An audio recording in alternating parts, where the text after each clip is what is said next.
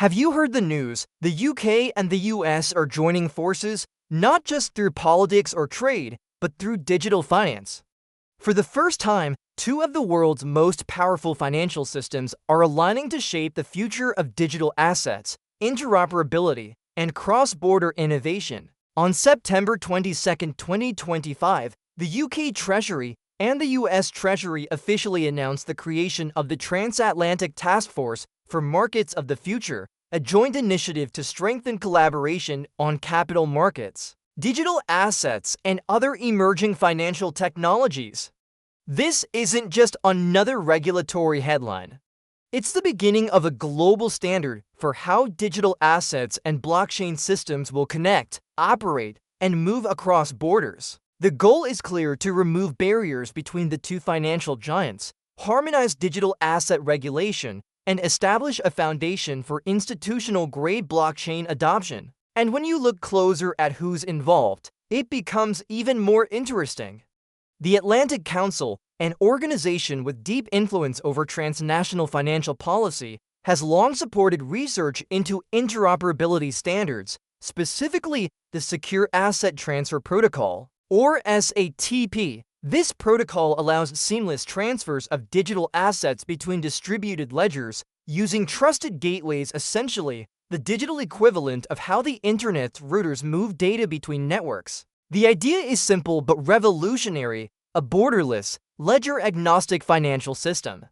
In the UK, we have RCAX, a fully regulated digital securities exchange approved by the Financial Conduct Authority, tokenizing real-world assets on multiple distributed ledger platforms. Meanwhile, across the Atlantic, in the US, we find networks like XRP, HBAR, XLM, and ALGO, all built with enterprise interoperability in mind. Now think about what this alignment really means. A transatlantic task force focused on the markets of the future, backed by policymakers and industry experts, setting the stage for cross-border blockchain integration.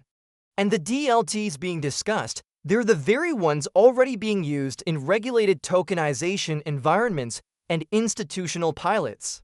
This is not random. This is coordination. The US and UK aren't just exploring digital assets, they're engineering the framework for how money, assets, and data will move globally in the next decade.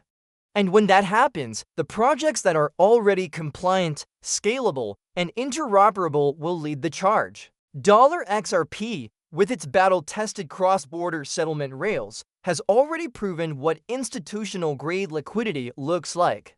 $HBAR is quietly becoming the backbone of enterprise tokenization and sustainability networks. $XLM and $ALGO are building fast, interoperable systems that could slot directly into this new infrastructure. What we're witnessing is not speculation, it's foundation. The blueprint of a unified financial internet is taking shape, and the building blocks are already here. The UK and US are synchronizing their digital economies, aligning on standards, governance, and secure asset transfer frameworks.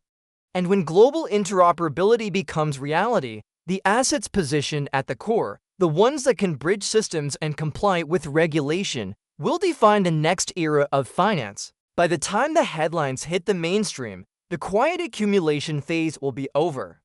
The institutions will have already positioned.